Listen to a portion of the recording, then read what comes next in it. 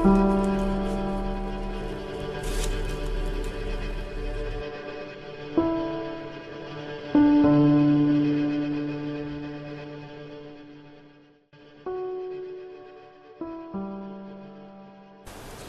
guys, so here's the explanation for Moller.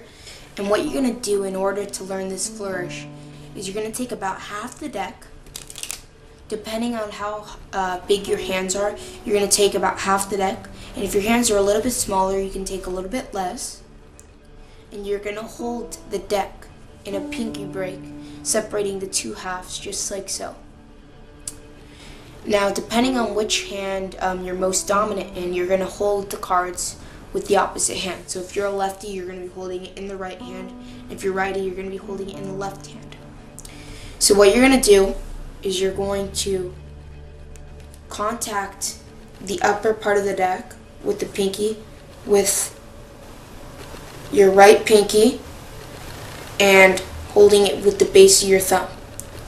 So you're going to basically separate the two halves just like this. Now, you can't do this for very long because it will fall if you hold it for a very long period of time. So you have to know how to get into this grip really fast by just doing it naturally and then moving into the next phase. So what you're going to do next is you're going to take your right middle finger and your right thumb to take half of this part away. So you're removing half of this packet. So you're here and you're removing it just like this. So now you're in the basic grip to begin the flourish. So once you've gotten in the grip just like this, you're going to have to be very comfortable with it because you'll have to know how to use it every time you perform this flourish. So once you're comfortable, what you're going to do is you're going to do two things at once. You're going to essentially turn this packet face up and this packet face up. But in order to do that, you're going to use your right ring finger to turn this and rotate it just like this, face up. So you're rotating it halfway. And using your right pointer finger, you're going to curl it in and rotate that packet as well halfway. So what you've done is this.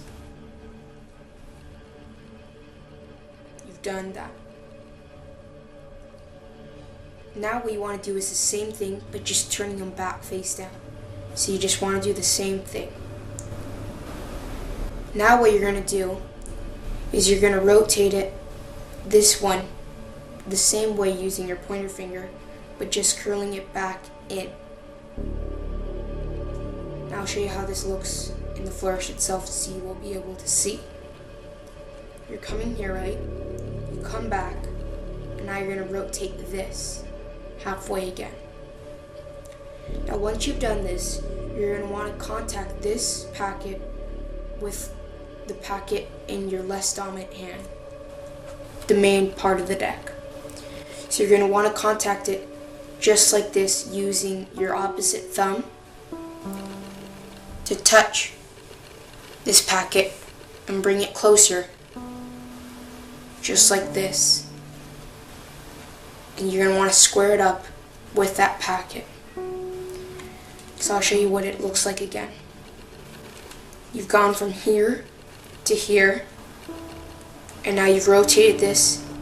Use the opposite thumb to touch it and bring it back. Now what you're going to do is you're going to come back just like this, and you're going to want to use that thumb again to touch the remaining packet and pull it forward so it comes down just like this. You've gone here, you're coming forward. Now what you're going to do is you're going to learn how to spin the cards just like that.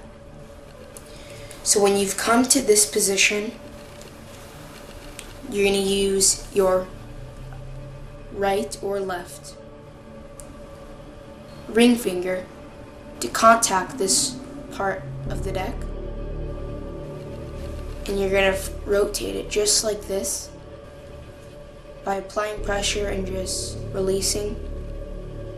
And once you've gone halfway, you're going to bring this up by using these 3 fingers to push it back up just like this.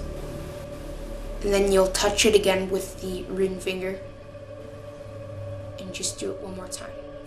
So you've gone from here to here to here.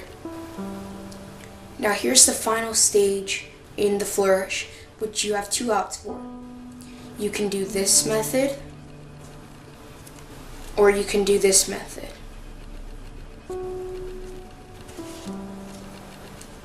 I'm doing a hot shot cut. And I'll teach you both of them right now.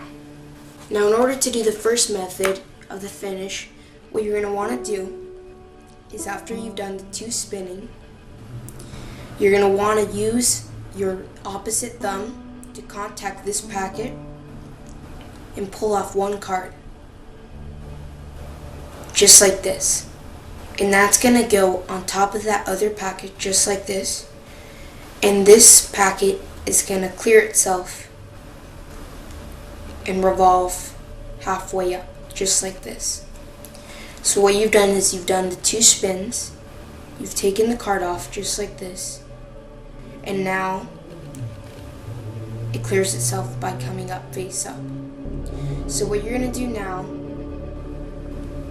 to just finish is bring it up again just one more time and let it come down and kind of swipe your hand off just like that. So I'll show you what the ending looks like right now. You come here just like that.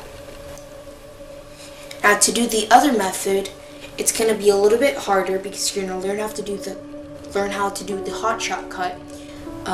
So in order to do that, you're going to do the spinning, right? And you're going to do the same thing by taking off one playing card, but this time you're going to take it off and push it forward, creating an out jog, just like this. So when you're here and you've done the spinning, you're going to create an out jog by pushing it a little bit more forward. And as that clears, this one turns face up also, that packet. Now you're going to do the same thing as if you were finishing the other one by pulling it down and making it flush. But now since this is out jogged out, you can actually do the hot shot motion by briefly I'll explain it. You contact this part and you pull it just like this, and then based on momentum and flicking this with your middle finger, it will spin out, and you'll have to learn how to catch it with the other hand by just trialing in air how far it releases and everything and how comfortable you are with doing it. Just like that. So once again, you've essentially done the same thing as the other finish, but you've just released this out jogged, and once you've finished, you just come out and complete the hot shot. Just like that.